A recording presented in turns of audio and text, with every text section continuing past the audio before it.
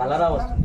అదే దోమల అభివృద్ధి గుడ్లు పెట్టి వాటి సంతరించుకుని అవి మన మీద దాడి మలేరియా, టైఫాయిడ్, డెంగ్యూ, చికెన్ గున్యా జ్వరాలు వచ్చి మనిషి చనిపోయే పరిస్థితి ఉంది. కాబట్టి ఖచ్చితంగా ప్రతి ఒక్కరు ఏం చేయాలంటే పరిసరాలన్నీ పరిశుభ్రంగా ఉంచుకోవాలి. ఇల్లును కానీ ఇల్లు వాకిలి ఎంత పరిశుభ్రంగా ఉంటుందో ఇంటి కల కూడా అంతే పరిశుభ్రంగా ఉంచుకునే విధంగా చర్యలు తీసుకోవాలి.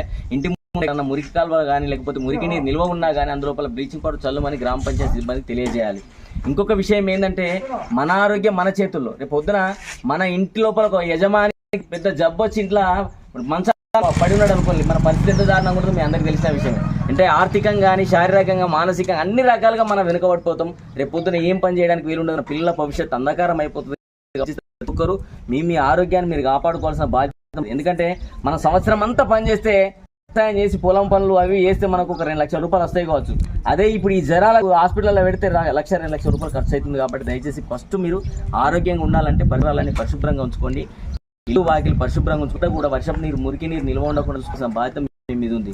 ఇంకోటి ఏంటంటే మొక్కలు నాటాలి, వాటిని సంరక్షించాలి.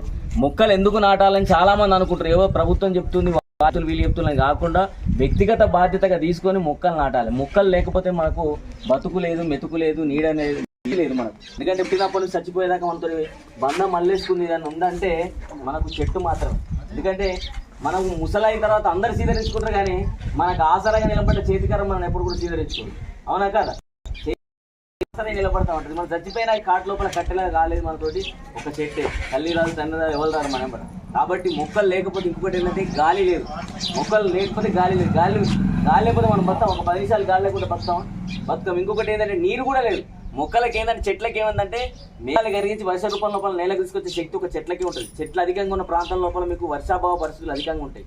కాబట్టి మొక్కలు నాటాలి, వాటిని సంరక్షించాల్సిన బాధ్యత మన అందరి మీద ఉంది. పరిసరాలని పరిశుభ్రంగా ఉంచుకోవాలి. మన ఆరోగ్యాన్ని మనం కాపాడుకోవాల్సిన బాధ్యత మన మీద ఉందని తెలియజెప్పడానికి ఇక్కడ రావడం జరిగింది. దీని మీద ఒక పాట ఉంటుంది, దయచేసి వినండి.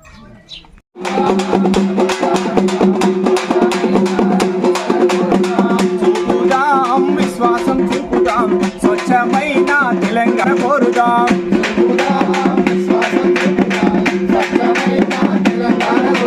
మన పల్లెల పండుగ ప్రగతికి